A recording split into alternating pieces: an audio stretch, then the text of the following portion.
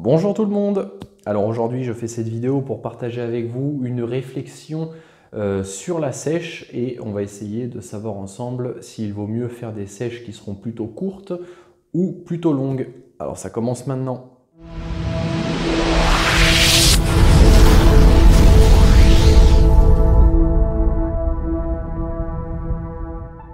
Alors avant de commencer, il me semble nécessaire de faire un petit préambule et on va définir ensemble ce que c'est que la sèche. La sèche a souvent deux sens, un sens disons originel et un sens plus actuel qui a été un petit peu détourné.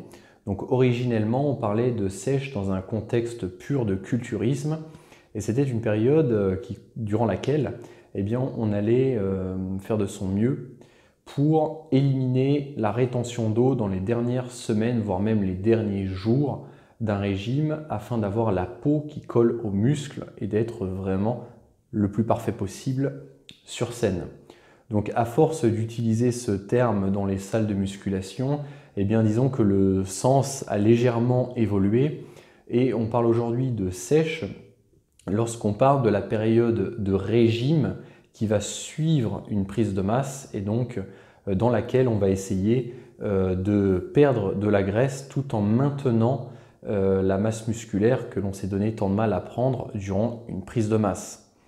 Puisque on est souvent dans une alternance lorsqu'on fait de la musculation entre prise de masse, durant laquelle on prend un peu de muscle et malheureusement vu qu'on doit être en excédent calorique léger, on prend un petit peu de graisse et ensuite on enchaîne directement avec cette fameuse sèche qui va consister à maintenir la masse maigre pour se débarrasser de la masse adipeuse. Donc c'est dans ce sens-là que je vais employer le mot sèche durant cette vidéo. Alors ce qu'il faut savoir, c'est que dans mon livre, j'ai déconseillé de faire des sèches qui soient trop brutales.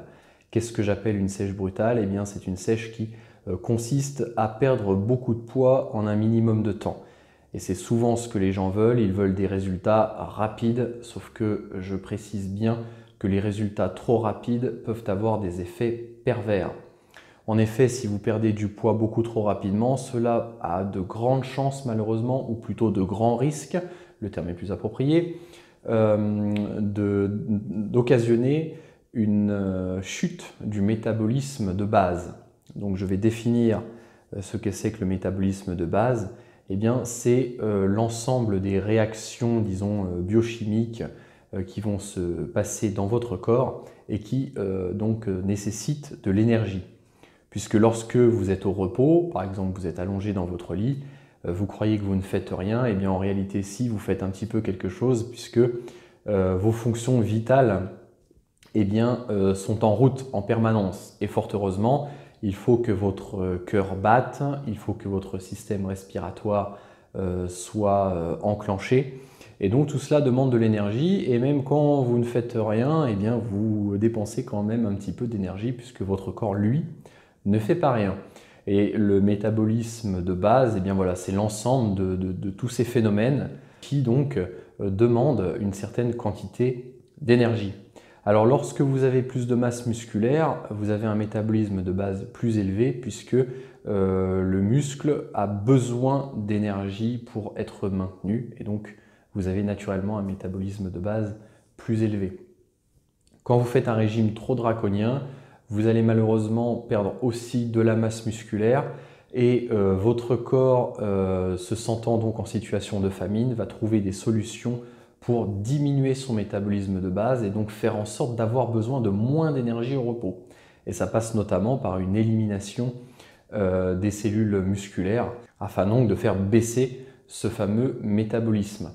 Et donc pourquoi est-ce que c'est un problème? Déjà vous perdez de la masse musculaire et puis ça va favoriser l'effet yo-yo, c'est-à-dire que dès que vous allez commencer à manger de manière un petit peu plus riche et que vous allez sortir de ce régime, vous allez être beaucoup plus enclin à stocker de la masse graisseuse. Et on veut absolument éviter cet effet yo-yo. Ce que l'on cherche à faire, c'est changer sur le long terme, c'est avoir des gains qui seront durables. Donc la précipitation n'est pas une bonne chose. Donc en ce sens-là, je déconseille de faire des sèches qui seront trop rapides. Et effectivement, quand on a beaucoup de poids à perdre, il vaut mieux que le processus soit un petit peu plus long pour éviter ce phénomène et on peut estimer que perdre 1 kg par semaine est une bonne moyenne. Cependant, lorsque l'on n'est pas dans le contexte d'un surpoids important, eh bien, on peut se poser la question de savoir est-ce qu'il vaut mieux une sèche longue ou une sèche plutôt courte. Et j'ai été amené à cette réflexion dernièrement et j'en suis arrivé à la conclusion suivante, à savoir que souvent on préconise disons des prises de masse de 3 mois, puis une sèche de 1 mois, 2 mois, 3 mois, etc. Je me suis quand même rendu compte qu'une sèche constitue un stress pour l'organisme et peut aboutir, s'il dure trop longtemps, à un affaiblissement général, vous menant à une fatigue qui en plus va être délétère pour votre entraînement et aussi à une baisse de l'immunité et tout un tas d'autres effets qui sont assez néfastes. Donc c'est pour cela que j'en suis arrivé à la conclusion que lorsqu'on n'est pas en surpoids, eh bien, il est sûrement préférable d'effectuer des prises de masse et des sèches qui vont être plus courtes, donc durant l'année, mais de manière beaucoup plus régulière. C'est-à-dire au lieu de faire une prise de masse de 6 mois, de prendre beaucoup trop de graisse et ensuite d'être obligé de faire une sèche de 6 mois derrière, eh bien pourquoi pas faire des périodes de 5 semaines par 5 semaines qui vous permettront donc en plus d'avoir une belle ligne toute l'année, puisque lorsque vous allez prendre de la masse, vous n'allez pas trop accumuler de masse graisseuse, et lorsque vous serez dans la phase de sèche, eh bien, vous n'allez pas perdre trop de muscles. Les compétiteurs vous le diront, lorsqu'ils approchent du moment de monter sur scène, eh bien, ils sont dans une sèche qui s'est éternisée depuis assez longtemps et ils sont très fatigués. Donc si vous, ce que vous voulez, c'est avoir un corps harmonieux et être en pleine forme, moi ce que je vous préconiserais plutôt, c'est de prendre un petit peu de masse musculaire et dès que vous voyez que vous prenez un tour de taille un petit peu trop important, tout de suite après, pendant quelques semaines, vous diminuez un petit peu vos glucides, vous perdez ces petits centimètres tout de suite derrière et ça vous permettra ensuite d'enchaîner une période de prise de muscle. Et ce sera beaucoup plus doux. Alors ça pourrait faire penser qu'on est tout le temps en train de se transformer et que ça va choquer le corps plus que de raison, mais en fait non, puisque justement ce sera quelque chose qui sera sur une démarche beaucoup plus durable, dans lequel votre corps justement ne sera pas trop choqué par une pénurie alimentaire qui durera trop longtemps et qui sera suivie juste derrière d'une période d'excès calorique qui durera longtemps. Vous êtes simplement dans des petits ajustements au niveau de vos hydrates de carbone, donc de vos glucides, à travers votre saison d'entraînement et votre corps ne sera pas choqué. Voilà. Donc disons qu'avant, voilà, j'étais très dans la musculation traditionnelle avec 3 mois de prise de masse, puis une sèche un peu longue derrière.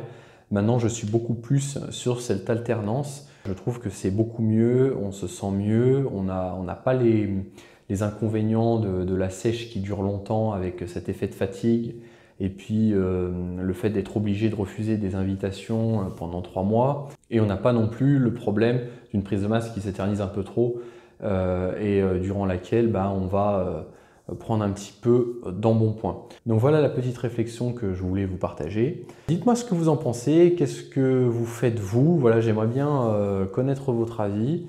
Là, ça ne se base pas vraiment sur quelque chose de très scientifique, hein, ça je le concède tout à fait, mais ça se base sur mon expérience.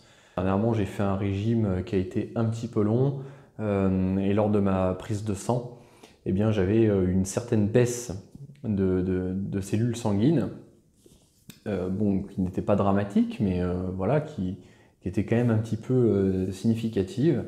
Le médecin ne savait pas trop quoi en penser. Et puis là, j'ai commencé à réaugmenter les glucides et puis tout a remonté. Donc me voilà rassuré, mais ça prouve quand même qu'une privation d'hydrates de carbone pendant longtemps a quand même des effets un petit peu délétères. Donc ça me fait aussi penser quand même que les glucides, on en a besoin et donc attention à certains types de régimes.